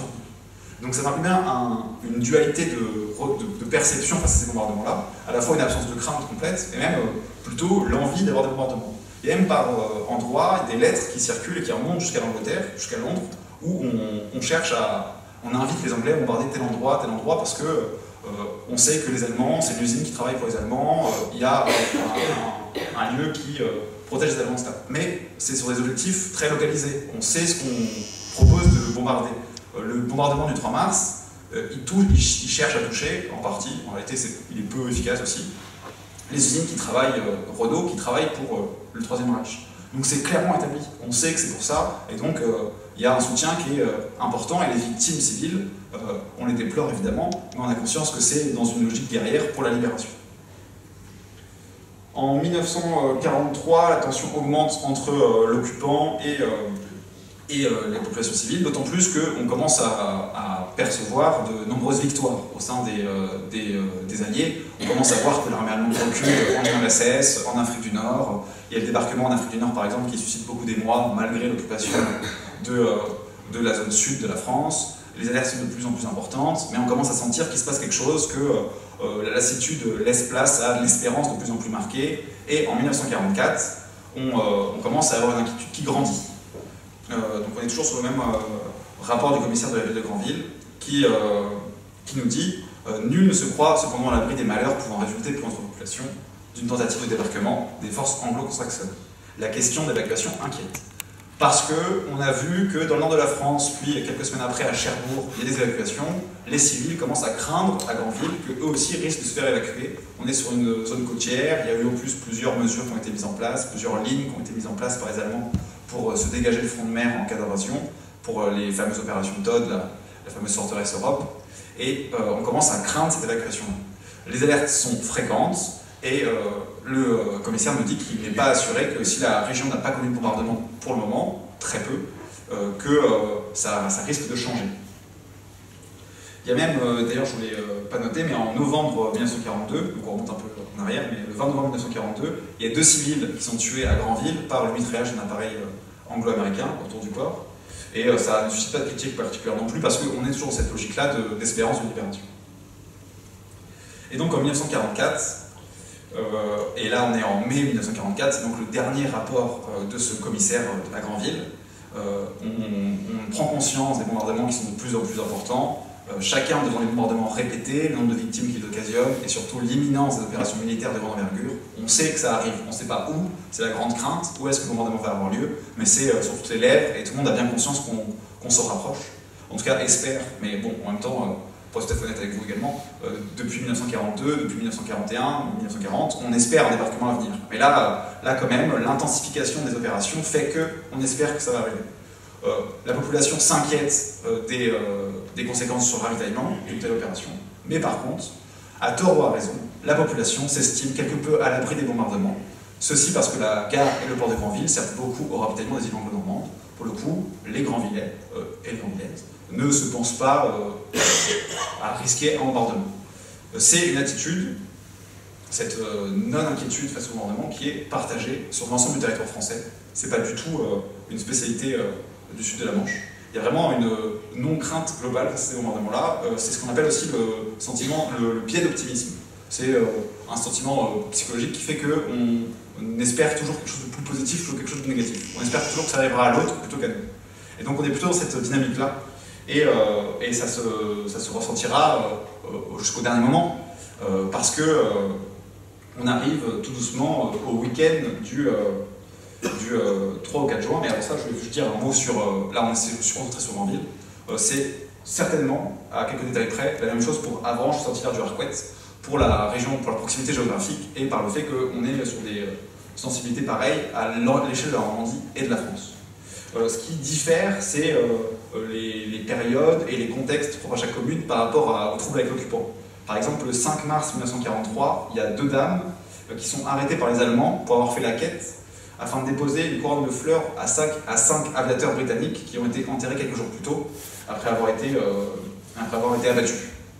Et donc ces femmes-là sont arrêtées, ils sont abattus le 28 février 1943, les 5 aviateurs britanniques, et donc on cherche à mettre une couronne de fleurs pour marquer leur courage, et aussi, c'est une manière aussi de noter la germanophobie. Voilà, c'est une manière de montrer à l'occupant allemand qu'il n'est toujours pas le bienvenu, et donc de saluer le courage des Anglo-Saxons.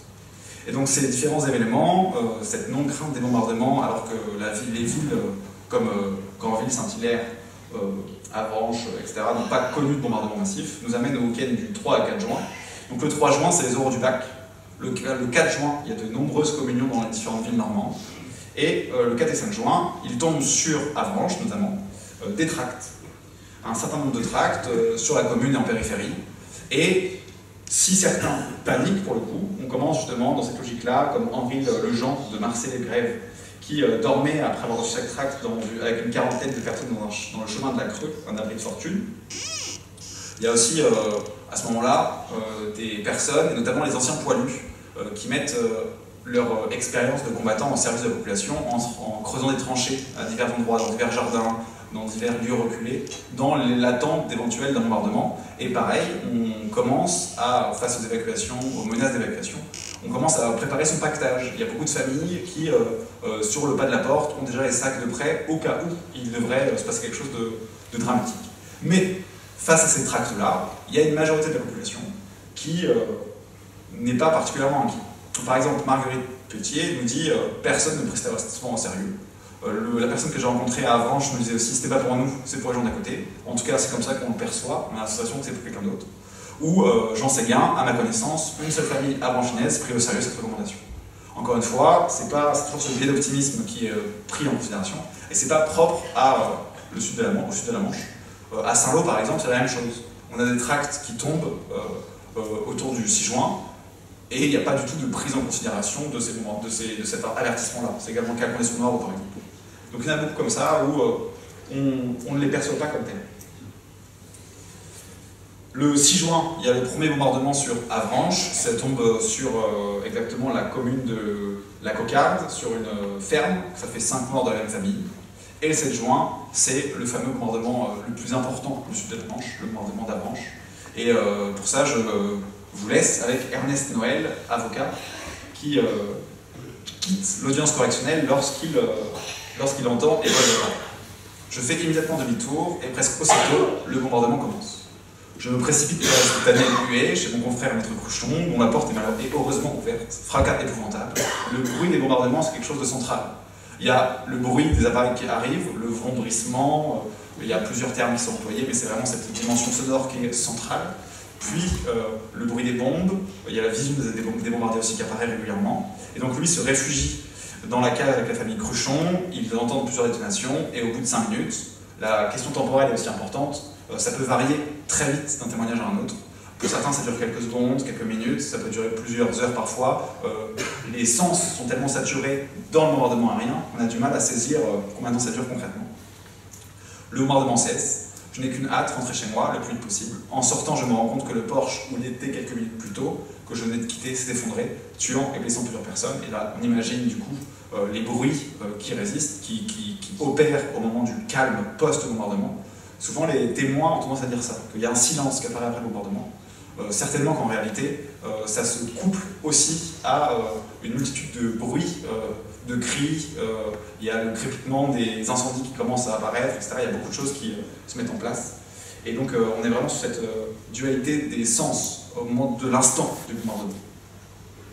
J'en sais bien, par exemple, est dans sa maison au moment des premières bombes, de la première vague, et il nous dit, il entend le claquement des mitrailleuses et l'éclatement des bombes, il évoque notre maison terrible, notre maison tremble, pardon, vacarme de cloisons arrachées, de fenêtres brisées, appuyée contre une porte, je la maintiens avec mon dos, parce que les portes, les fenêtres, tout bouge, les lustres, c'est aussi quelque chose qui revient souvent, les lustres qui bougent, les fenêtres qui éclatent.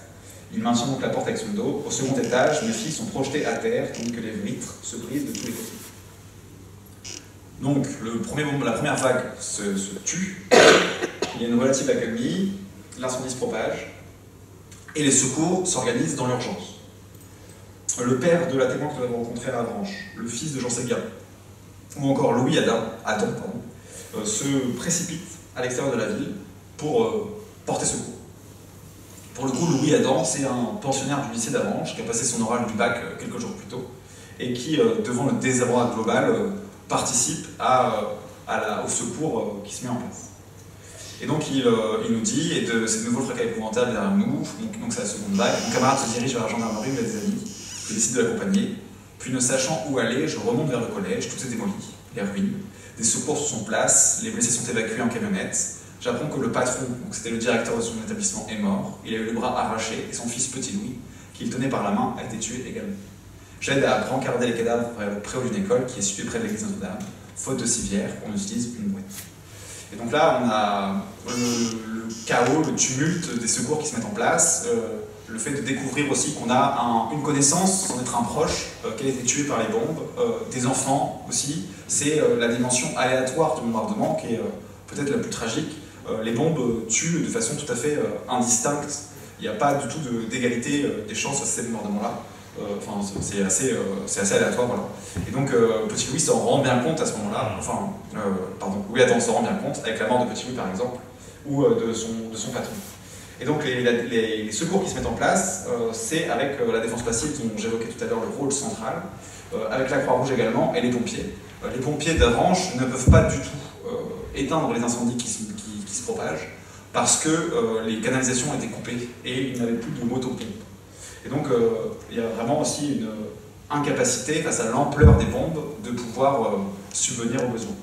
Faute de, malgré tout ça, les secours se mettent en place quand même et de nombreux secouristes se feront aussi surprendre par la seconde vague car pour le coup ils sont tout à fait à nu dans la ville en ruine, dans les premières ruines de la ville. Donc ils seront tués par les bombes. Il y a plusieurs membres de la DP d'Avranches qui seront tués. Au même moment, il y a aussi de nombreux habitants qui fuient la ville pour la campagne environnante. Et c'est ce que nous dit ici Jean Séguin, ils observent de loin les oiseaux de la mort qui passent sur leur ville avec le sinistre bruit des engins meurtriers sur la ville et les nombreux vombrissements de la ville. Les scènes d'horreur, hélas, se renouvellent après chaque passage d'avion, plus le nombre de victimes augmente sans cesse, et donc on arrivera effectivement à un total autour de 80-82 personnes tuées. Ce que nous dit Jean Séguin aussi avec ce témoignage-là, c'est le côté sans caractère militaire. À ce moment-là, on n'a pas idée de pourquoi on se bombardait. Il y a effectivement la dimension qui apparaîtra sur l'importance stratégique d'Avranches sur la route de la Bretagne, mais en tant que tel, au moment des faits, il est incompréhensible de comprendre pourquoi on se fait bombarder de la sorte, alors qu'il n'y a qu'un seul soldat allemand qui est tué à ce moment-là, alors que ça paraît être l'ennemi principal. Donc c'est tout ce sentiment paradoxal qui est présent ici. Et donc depuis l'extérieur de la ville, on observe aussi l'incendie qui commence à prendre dans la ville d'Avranches. C'est ce que nous dit Bernadette Guéroux ici. Donc le 7 juin, mercredi, donc elle parle du bombardement, les premières vagues, la fuite vers Saint-Martin, arrivée à l'école, dîner, coucher. Dans la nuit, nuages rouges s'échappent de la ville, clair de lune, passage d'avion, et on constate, on observe de loin la ville qui brûle, sa ville qui brûle en plus, avec potentiellement sa maison, ses proches, etc. C'est un univers qui disparaît sous les bombes, et on imagine ce que ça impose comme cadre psychologique. En plus de ça, le 8 juin, l'activité aérienne se poursuit, elle assiste, elle, à la messe de Pont-au-Beau, et nouveau bombardement. On se réfugie sous le Pauvenier, et les bombardements se poursuivent continuellement. Ensuite, tout le monde se recouche après le passage des avions. Dans la nuit, elle dit vrai feu d'artifice. Pareil, c'est quelque chose qui revient extrêmement régulièrement. Les Anglais bombardent la nuit, et donc on compare souvent ces bombardements-là à des feux d'artifice dans l'ensemble des témoignages, et c'est assez fou. Peu importe l'endroit dans lequel on se situe, vivre un bombardement de nuit, c'est le qualifier assez facilement de feu d'artifice. Parfois on est fasciné, après avoir vécu un bombardement important comme celui d'Avranches, on est plutôt dans un sentiment de crainte, d'inquiétude, mais on continue de qualifier ces bombardements-là de feu d'artifice. Ensuite, après ces premiers passages, il y a évidemment tout le travail de déblaiement qui se poursuit de façon plus calme. Donc c'est ce que nous dit Louis Adam qui, dans le lendemain, une matinée de travail pour tenter de dégager le corps d'un jeune garçon. Nous prenons sur le pouce un repas apporté par la religieuse, puis c'est après du travail. Donc c'est aussi l'organisation de ces secours-là qui, entre la défense passive, les équipes d'urgence, la Croix-Rouge, les diverses institutions religieuses, se structurent, se coordonnent pour apporter un maximum de soutien, de secours. Il faut aussi imaginer que certaines personnes mourront ou resteront coincées sous des décombres plusieurs heures, si ce n'est plusieurs jours. Donc c'est assez considérable le soubresaut que ça met dans la structure de l'espace même. Et le 10 juin, donc 3 jours après le bombardement, après avoir géré les différents corps, les avoir entreposés dans certains lieux différents de la ville, on va y revenir, c'est le moment de l'inhumation, et à ce moment-là, il y a un nouveau bombardement qui a lieu à Avranches, on est obligé de suspendre l'inhumation, il y a 2 personnes qui vont mourir à ce moment-là aussi. Donc ça charge aussi symboliquement l'importance de ces bombardements-là qui apparaissent à n'importe quel moment et qui ne laissent pas de répit du tout pour les populations à ce moment-là. Ensuite vient l'heure du bilan. Les bombardements ont eu lieu principalement donc, sur la période de juin 1944 et en l'occurrence le commandant Nicolas ici le 5 juillet 1944 alors que les communications commencent à être rétablies avec la préfecture de Rouen donc collaborationniste encore à l'époque sous Vichy, il n'y a pas encore eu la libération. le commandant Nicolas fait un bilan de ces bombardements-là. Et donc il explique, donc vous n'arriverez pas à lire parce que c'est tout à fait flou, mais il explique tout d'abord le secours aux blessés avec les différents organes qui sont mis en place, les différents lieux qui sont mis en place par l'ADP, la défense passive, pour gérer les blessés. Il évoque, j'arrive pas à lire non plus, il évoque, c'est ça, le ramassage des morts, la lutte contre l'incendie. C'est ici qu'il explique qu'il n'y a pas eu la possibilité d'éteindre les incendies parce que les canalisations ont été coupées. Il évoque aussi les différents bombardements après, le 6 juin, le 7 juin, et donc le 8 juin et le 10 juin, où là vous arrivez à lire. Et donc il dit qu'à 16 h, il y a un nouveau bombardement avec une cinquantaine de bombes, et donc 2 personnes qui sont tuées. Le constat qu'il fait, c'est qu'après le 7 juin, les morts qui auront lieu sont des morts, peu de morts, parce que justement la ville est évacuée. Ces bilans, on en retrouve pour toutes les villes au sud de la Manche. Le 3 juillet, il y a le bilan qui est fait pour Saint-Hilaire-du-Harcouët. Et donc là, le commandant donc, de Saint-Hilaire-du-Harcouët, M. Durand, revient sur les mitraillages de la gare, que ce soit le 14 juin, donc un peu avant, il y a le 6 juin la gare mitraillée, puis le bombardement du 14 juin. C'est ça, du bombardement massif du 14 juin, où c'est bien connu, je crois, le marché avait été interdit à Saint-Hilaire-du-Harcouët, et on le réautorise le 14 juin, jour où a eu le bombardement, donc à vers 20 h. Donc, fait 21 victimes. Le bilan que tire le commandant, le directeur de la défense passive, M. Durand, de Saint-Hilaire-du-Harcouët, c'est que la défense passive a fait ce qu'elle a pu, mais qu'en fait elle a été tout à fait débordée par l'ampleur du bombardement. Elle n'avait pas la mesure de ce qui allait advenir face à ces bombes-là. Et il explique même, et c'est toujours aussi flou, c'est les archives, une fois c'est comme ça, il explique même qu'il a été blessé et qu'il est... il dit mot pour mot, enfin il dit dans son rapport que les membres de la défense passive sont tout à fait éclatés aujourd'hui dans la campagne environnante, donc on est en juillet, donc une vingtaine de jours après, sont tellement éclatés dans la campagne environnante que Saint-Hilaire-du-Harcouët est une ville qu'on peut considérer comme morte parce que plus personne n'est dedans, et qu'il dit qu'il n'en peut plus, en fait, qu'il a été blessé, et que s'il peut être relayé par quelqu'un d'autre pour gérer la défense passive, ça lui va très bien, il a vraiment dans son rapport le sentiment qu'il veut lâcher, jeter l'éponge par rapport à cette tâche-là et face à l'ampleur du bombardement. Donc c'est assez symptomatique. Et on a aussi d'autres personnes qui font des bilans.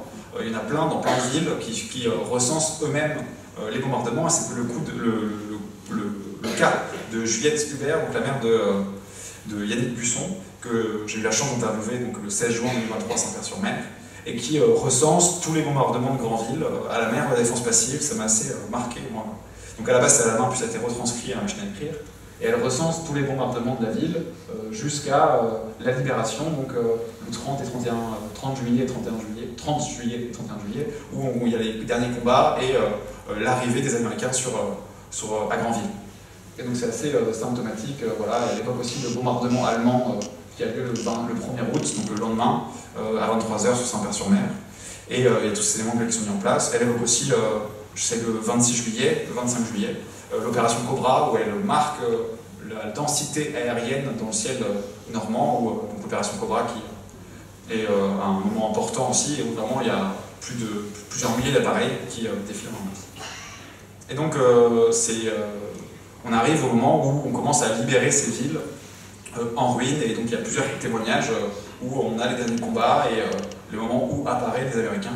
Donc c'est le cas aussi ici, donc avec le témoignage de Bernadette Guéroux, donc en juin septembre 1944, où elle nous dit le 1er août, levé de bonne heure, ensuite maman et Madame Charouet et moi, nous partons à Avranches, côte de Saint-Hilaire, couvert de convois américains. Donc c'est vraiment la rencontre aussi avec les Américains.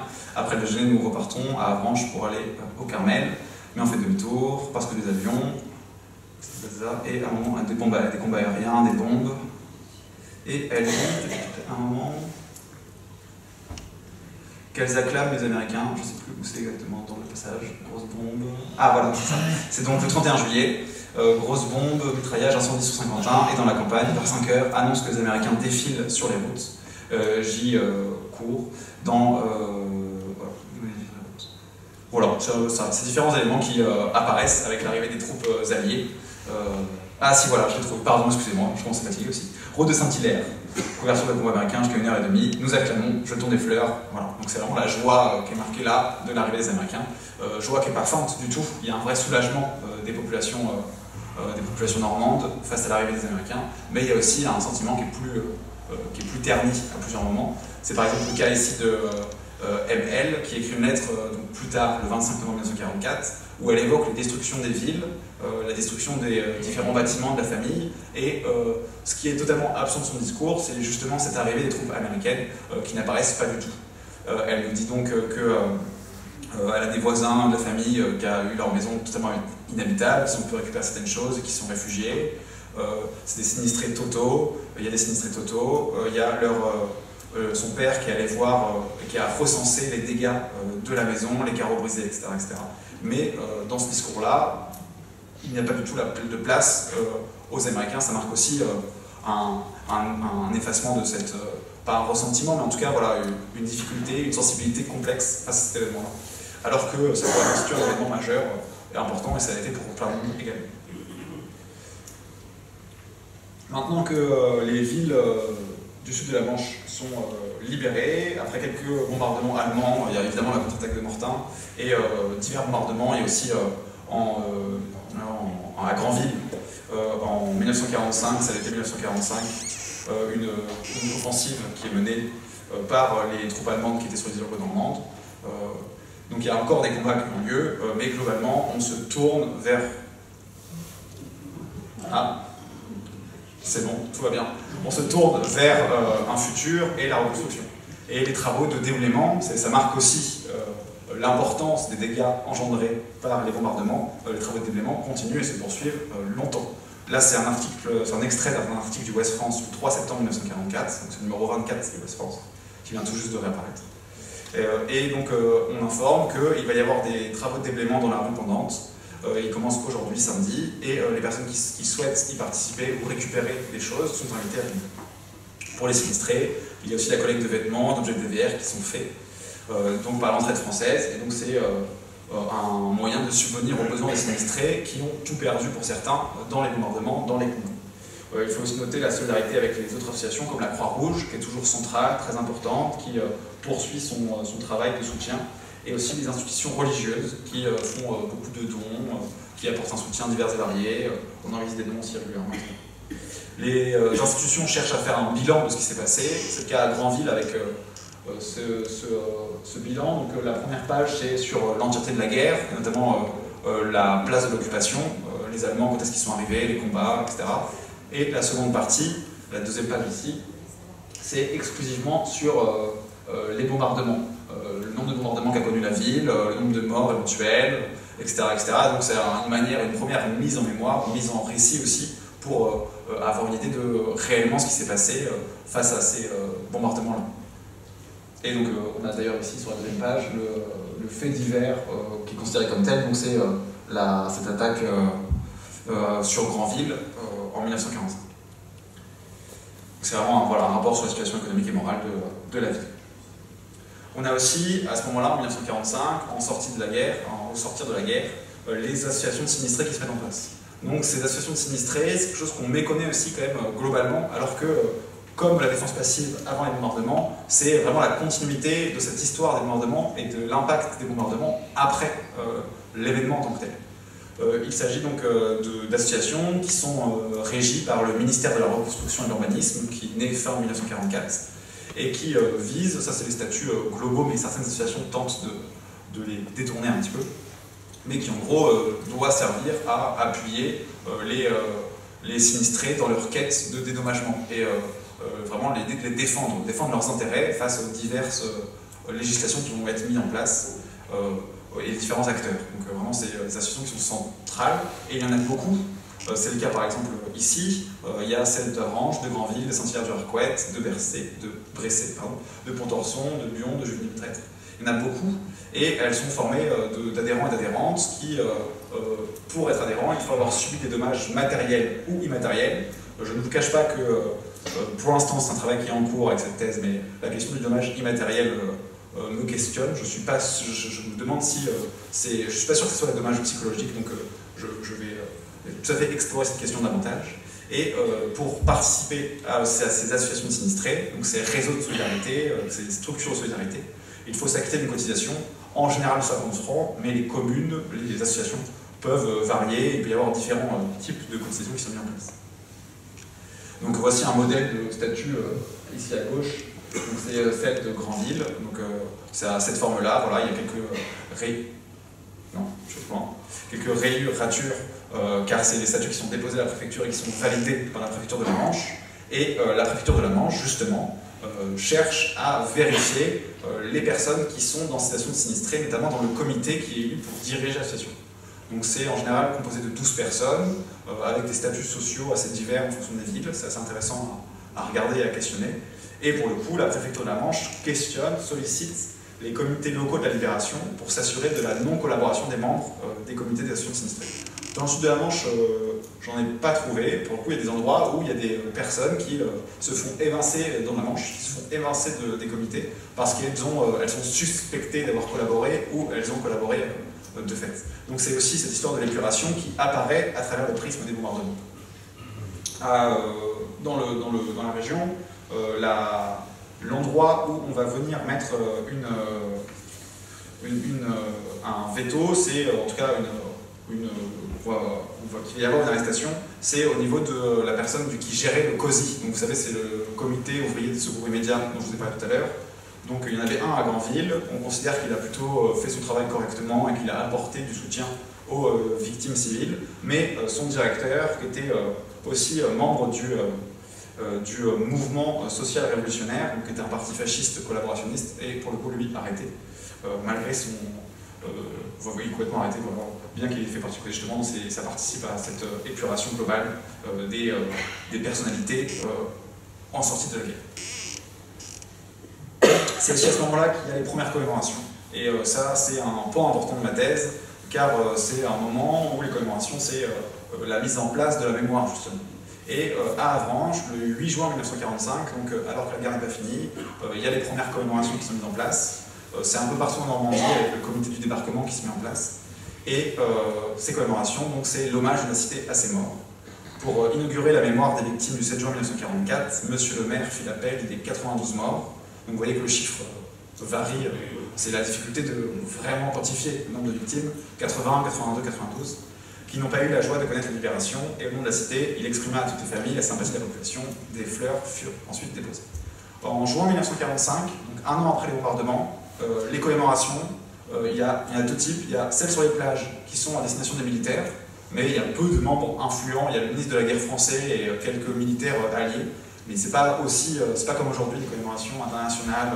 Voilà, Charles de Gaulle ne vient pas aux commémorations, il préfère faire la tournée des villes détruites, notamment dans la Manche.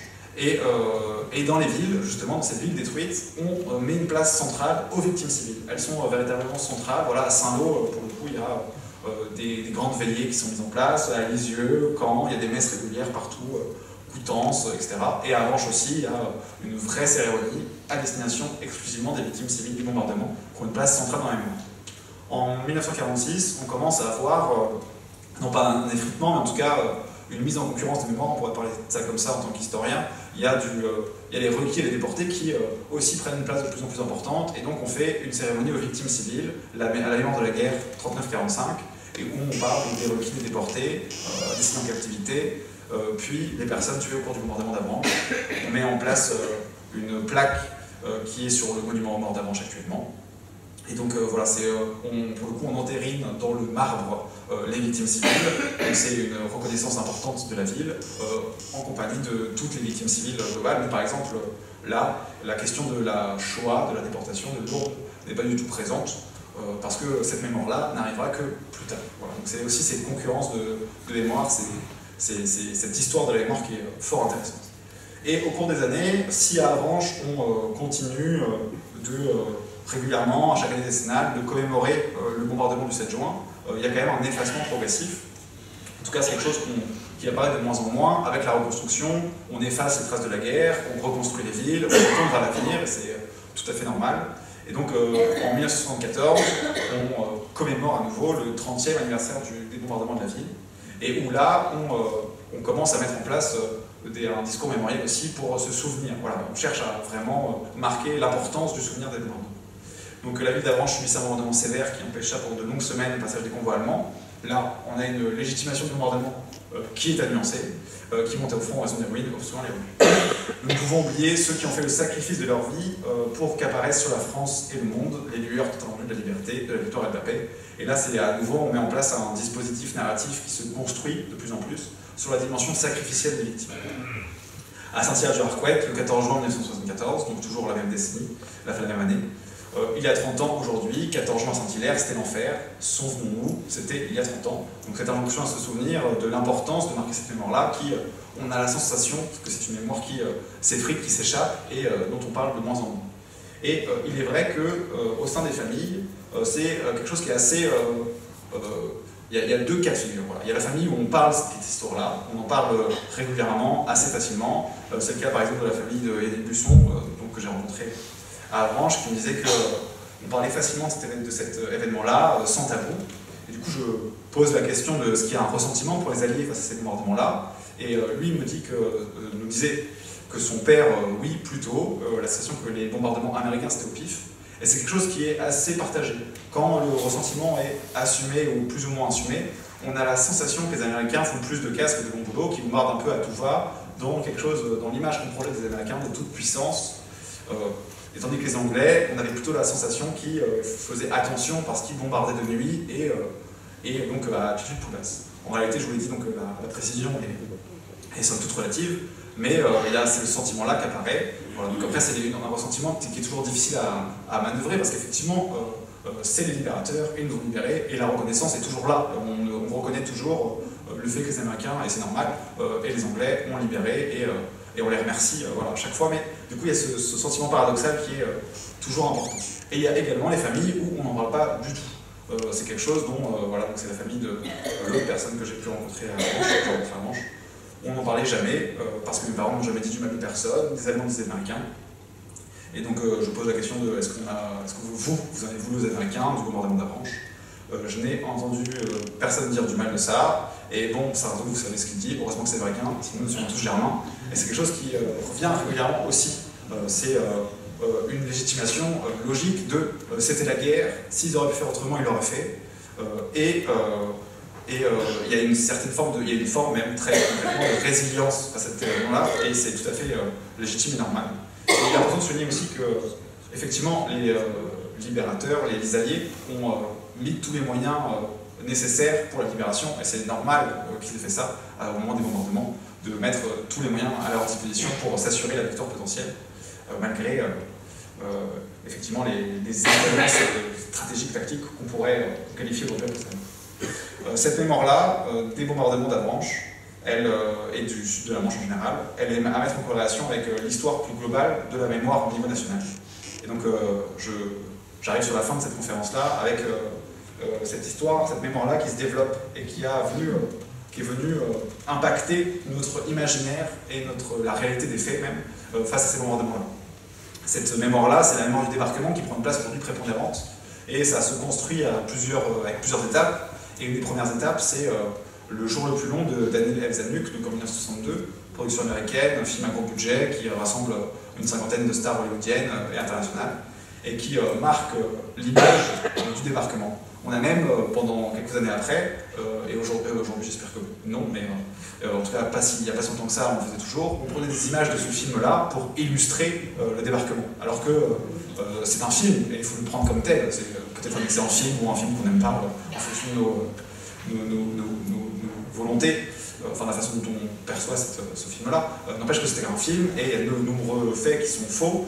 Par exemple, les bombardements sont absolument absents. Les seuls qui sont présents, c'est les bombardements de Cherbourg, alors qu'il n'y a pas eu de bombardement à ce moment-là. Et il y a plusieurs incohérences importantes, type, ça a été notifié par plusieurs historiens et plusieurs spécialistes en général. Le casino du Ouistreham, qui était censé être un bunker et qui est là pour un vrai casino. Donc voilà, c'est une manière de mettre à distance cette histoire-là. Et en 1998, il y a Il faut sauver le soldat Ryan qui participe également, qui est un renouveau de cet imaginaire-là, mais qui continue à marquer l'américanisation de cette histoire-là et qui occulte à nouveau complètement la question des bombardements. ça s'inscrit dans un tournant mémoriel qui a lieu en 1984 et qui structure notre pensée et nos mémoires. C'est la cérémonie de 1984 où la présidence française veut faire des commémorations du 6 juin 1984 des commémorations internationales massives. Et à ces commémorations-là, il y a le discours essentiel de Ronald Reagan qui vraiment déploie tout un attirail dans un contexte de fin de guerre froide, un attirail américain et américanise complètement les commémorations. Et pour le coup, c'est vraiment central dans la perception aujourd'hui du débarquement. Et c'est le point de départ des commémorations comme on les a aujourd'hui. Il y a une évolution, je vais revenir en 2014, mais grosso modo, on est sur cette structure-là aujourd'hui de commémoration sur les plages de débarquement Omaha Beach et le cimetière de Colville, une place prépondérante aux questions américaines, des festivités importantes, etc., etc. Et la place des victimes civiles est bien plus compliquée à pouvoir se déployer dans un discours où on est sur cette américanisation du débarquement. C'est le fameux graphique dont je vous parlais au début, pour vous dire que j'arrive à la fin. Avec la question des ouvrages, et vous voyez bien que c'est les différents ouvrages, qu'ils soient des témoignages ou des ouvrages scientifiques ou d'historiens locaux, etc. Donc en 1944, 45, 46, on a une première vague d'ouvrages, de témoignages qui sont publiés, il y en a beaucoup, y compris pour le sud de la Manche, sur les personnes qui ont vécu ces événements-là, qui cherchent à le publier. On peut noter aussi dans ces témoignages-là, le ressentiment pour les Américains est plus marqué, on a plus de critiques. C'est relatif, mais elles sont là, et elles s'effacent complètement ensuite. On a ce qu'on pourrait qualifier de silenciation mémorielle des années 40-50 à 1984. Vous voyez que la production d'ouvrages est très faible, voilà, elle est tout à fait sporadique. Et en 1984, c'est le premier pic avec ces commémorations internationales américanisées. Et ensuite, on ne cesse d'avoir c'est exponentiel, on ne cesse d'avoir des commémorations à chaque grande cérémonie. Le grand pic, c'est 1994. Ce graphique-là a été réalisé donc, il y a quelques temps, donc ça s'arrête à 2004, où vous voyez aussi un pic. Mais 2014, 2019 et 2024, je pense que 2024 va exploser tous les records. On est sur cette dynamique-là aussi, de publication, publication, publication. Parfois presque à outrance, vraiment on sature le discours de cette question. Et enfin, le dernier tournant mémoriel, c'est le discours de François Hollande, donc le 6 juin 2014, qui pour le coup est pour la première fois l'État qui vient sanctionner, qui vient rendre hommage aux victimes civiles de la bataille de Normandie. Donc on se restreint au champ de la bataille de Normandie, évidemment, mais pour la première fois, il y a un président français qui met sur la place mémorielle centrale les victimes civiles, et donc ça participe à entériner un peu plus ce discours-là, mine de rien, dans la mémoire nationale, en tout cas au niveau national. Ça va de pair avec la fondation du mémorial de Falaise aussi, qui arrive des années suivantes. Donc on est sur ce premier tour mémoriel, mais encore une fois c'est en fait assez restreint, et la place des victimes civiles est tout à fait relativisée encore aujourd'hui. Donc maintenant la grande question finalement, ça va être comment sont traitées ces victimes civiles là, pour le 80e anniversaire du débarquement, donc cette année. Donc je vous l'ai dit tout à l'heure, Emmanuel Macron viendra à Saint-Lô le 5 juin, donc ça participe encore à cloisonner en quelque sorte, on verra la façon dont il s'exprime cette question-là, mais à cloisonner le discours des victimes civiles autour de Saint-Lô. Et en plus de ça, le choix du 5 juin, je sais que ça participe à un choix logistique, mais il n'empêche que c'est juste avant le débarquement en tant que tel, les commémorations du débarquement. Et d'une certaine manière, c'est assez étonnant comme choix aussi, dans la mesure où le 5 juin, les victimes civiles, il y en a peu, il y en a eu beaucoup effectivement avant. Moi je me bats pour que justement elles aient une reconnaissance importante. Par exemple, Rouen est bombardé massivement en mai, et à la fin du mois de mai 1944, c'est la semaine rouge. Mais il ne fera pas référence à ça, en l'occurrence à ce moment-là, parce que Rouen est assez occulté à ce niveau-là aussi. Et du coup, de rendre hommage aux victimes civiles de la bataille de Normandie le 5 juin, c'est quelque chose qui peut être soumis à la question. J'ai hâte de voir, et je suivrai en tant qu'historien avec attention la mise en mémoire encore aujourd'hui, au moment du 90e. Voilà, je finis en vous remettant les différents ouvrages sur la question de la suite de la Manche. Et je vous remercie pour votre attention, et c'était un plaisir, merci beaucoup d'avoir été aussi nombreux. C'était un plaisir d'échanger avec vous. Si vous avez des questions.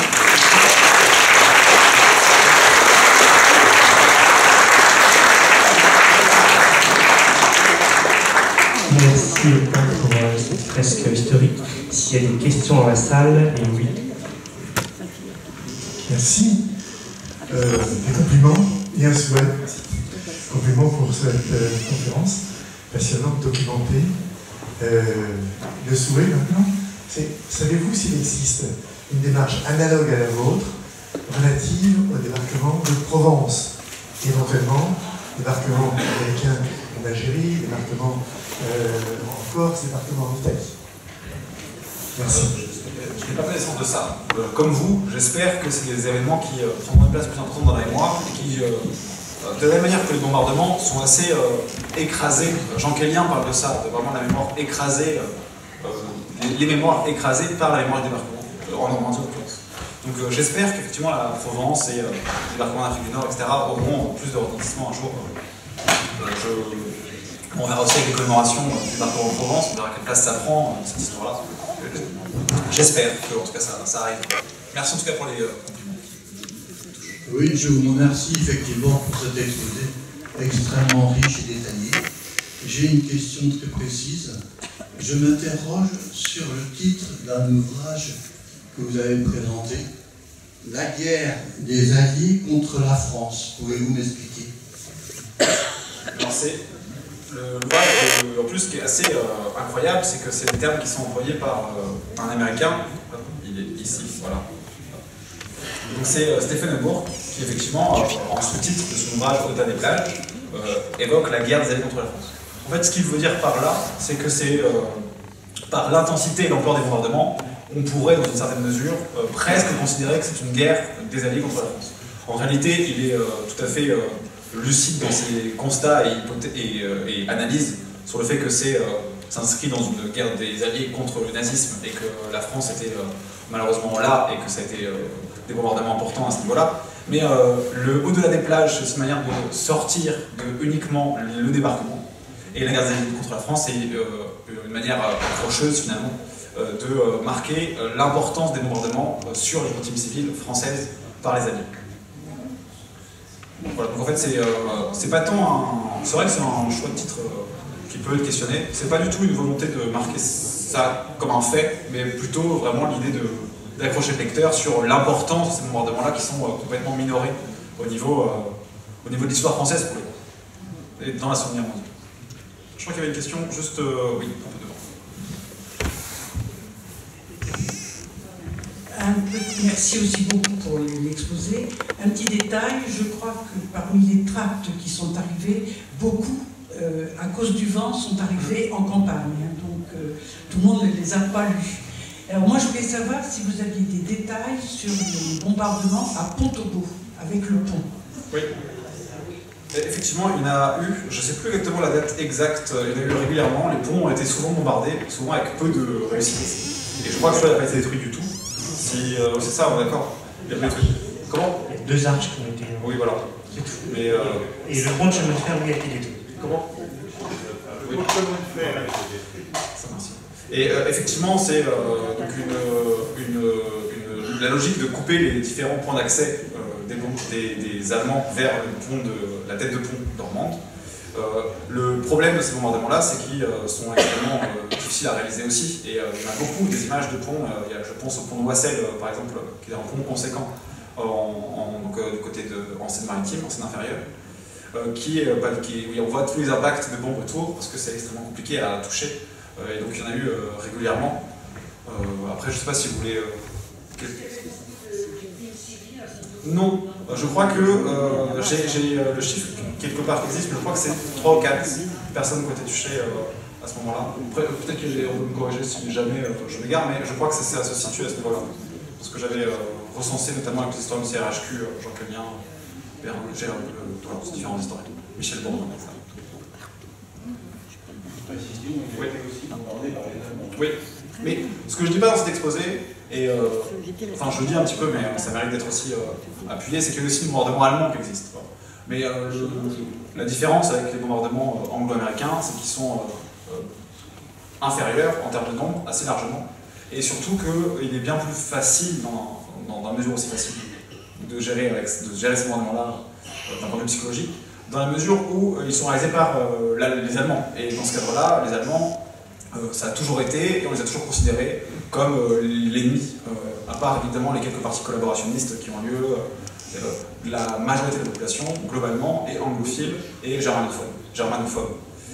Donc, effectivement, ils sont importants. Il y en a eu plusieurs partout en Normandie, mais ils ont une densité vraiment plus faible par rapport à l'importance des bombardements liés à l'échelle du territoire. Effectivement. Merci pour votre intervention, c'est très intéressant. J'avais une question, est-ce que vous savez si les bombardements, alors peut-être pas ceux d'Avranches à proprement parler, mais les bombardements en général en Normandie ont servi, ou servent même peut-être encore, de cas d'école au sein de l'armée américaine, peut-être britannique, ou bref, est-ce qu'on en parle encore d'un point de vue stratégique pour éviter de reproduire peut-être des erreurs, ou bref, est-ce qu'on continue sur la lancée qui a été de 48, voilà. Merci beaucoup pour la question. J'ai aussi une question en voisin. Quelle était la présence allemande à Avranches? Alors, la première question. Je vais faire la deuxième pour faire parce qu'elle est assez plus facile à répondre. C'était assez faible la présence allemande à Avranches. Il y a des passages, il y a par exemple au moment du 10 juin, il y a des bus qui sont présents, ce qui explique pour certaines personnes le bombardement. Et donc, comme dans beaucoup de villes normandes, au moment des bombardements, les Allemands sont peu présents en termes de densité de population. Sur la première question, c'est une excellente question. Et effectivement, on fait comme ce que je vous ai montré tout à l'heure avec l'analyse de l'économiste qui dit que c'était peut-être la plus grande erreur de la guerre, ces bombardements-là. On se questionne sur leur efficacité. Il y a certaines personnes donc tout le monde considère que c'était malheureusement inutile et inefficace. Mais par contre, le constat qu'ils en tirent, c'est pas tant qu'il faut faire autrement, c'est qu'il faut faire encore plus. Voilà. Et donc oui, c'est bon, ça peut prêter à sourire. Et donc ce qu'on projette, c'est donc des appareils toujours plus puissants et toujours plus lourds. Après la Seconde Guerre mondiale, avec exclusivement la guerre de Corée, c'est le seul conflit où des bombardements lourds avec ces appareils-là sont utilisés. Très vite, les chasseurs à réaction se développent, que ce soit suite aux travaux des différents V1, V2 allemands, en URSS, on commence à développer des chasseurs de plus en plus puissants qui rendent complètement obsolètes les chasseurs lourds qui ont été utilisés pendant la Seconde Guerre mondiale. Et on passe progressivement dans l'ère des missiles. Et donc en fait, on évolue dans des armes de destruction massive plus importantes, mais qui sont plus tellement utilisées et larguées par des bombardiers lourds, mais plutôt par des missiles intercontinentaux et type bombe nucléaire. Ce qui est dans cette logique-là, encore une fois, la bombe nucléaire, c'est cette projection, cette espérance fantasmée par les différents théoriciens de la guerre aérienne on va pouvoir, avec une arme de destruction massive, dissuader et empêcher tout conflit. Bon. Et sur les destructions diverses et variées, on voit bien que la rhétorique, elle est sensiblement similaire aussi.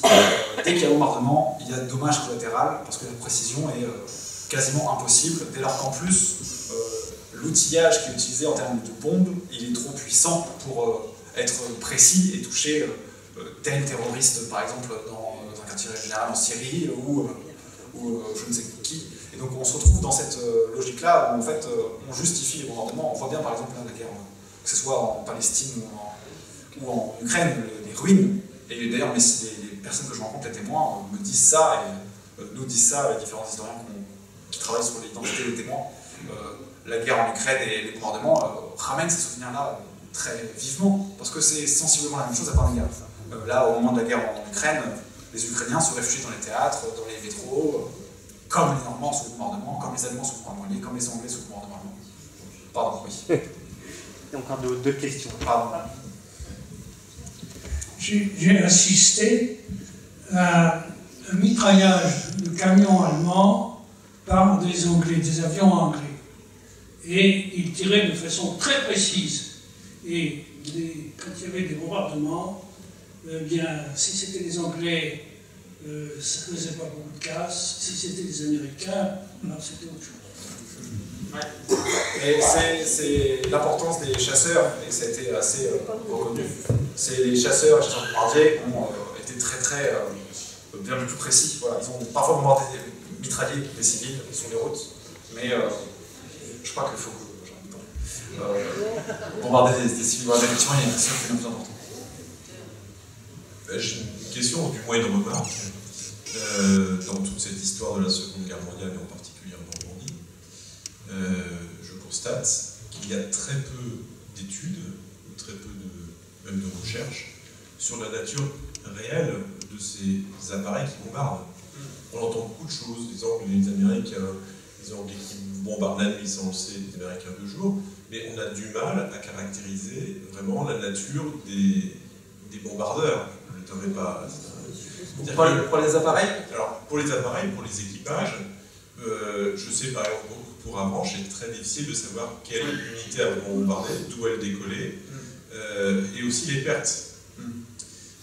Parce qu'on parle bien sûr des pertes civiles, mais on sait que les proportions d'avions abattus du côté américain étaient colossales, parce que la flak allemande, les batteries anti-aériennes étaient redoutablement efficaces, et c'était bien plus dangereux d'être membre d'un équipage bombardier côté allié que fantassin au sol. Tout à fait.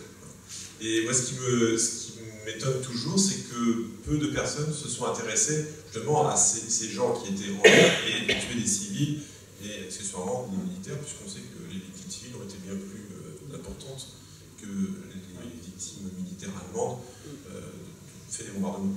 Tout à fait. Il y en a eu un petit peu des études sur ça. Sur les appareils, il y a eu quelques ouvrages qui existent, des historiens locaux ou pas, sur les avions de la Seconde Guerre mondiale, de la bataille de Normandie, il y en a quelques-uns. Mais effectivement, sur les aviateurs en tant que tels, c'est aussi, comme les victimes civiles, par la nature des bombardements et de ce que ça représente, ils ont été assez mis de côté aussi. Même dans les commémorations, ils apparaissent assez peu, parce que justement, eux aussi, ils sont dans une situation un peu paradoxale d'avoir tué des civils français ou même allemands de façon importante. Et donc, il y a des vrais sentiments aussi à ce niveau-là qui est assez compliqué.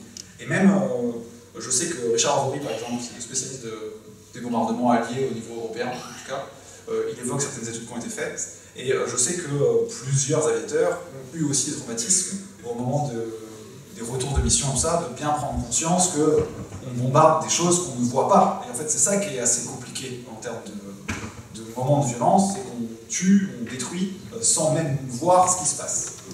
Et donc, c'est arrivé qu'on dissimule jusqu'au dernier moment, pour les équipages, les objectifs réels des villes. Voilà, quand il faut bombarder en cours, c'est la ville complètement incendiée. C'est quelque chose que je fais régulièrement dans ma thèse. J'essaye en fonction dans la culture populaire, de voir comment apparaissent ces bombardements-là, comment ils sont traités. Et effectivement, aujourd'hui, de plus en plus dans la presse, on parle d'alliés ou d'anglo-américains, c'est de plus en plus marqué, voilà, il y a de moins en moins de confusion. Je vous ai montré l'article Ouest France, mais c'est moins le cas. Effectivement, il y a cette série-là qui est sur le même modèle de ce qu'ils avaient fait avec les vétérans, Band of Brothers, je crois. Donc il faut que je la regarde. C'est pareil dans les jeux vidéo, sur la Seconde Guerre mondiale, comment sont apparus ces bombardements. Netflix a aussi fait une série sur la Seconde Guerre mondiale, la vraie histoire de la Seconde Guerre mondiale en gros, où il parle quasiment pas de la France, des bombardements en l'occurrence aussi très peu. Donc bon, il y a toute effectivement cette culture populaire-là qui joue dans la mémoire et qui est importante. Et cette série-là, effectivement, participe à cette réhabilitation-là. Ouais. Merci beaucoup, Oscar. Bravo. Plaisir.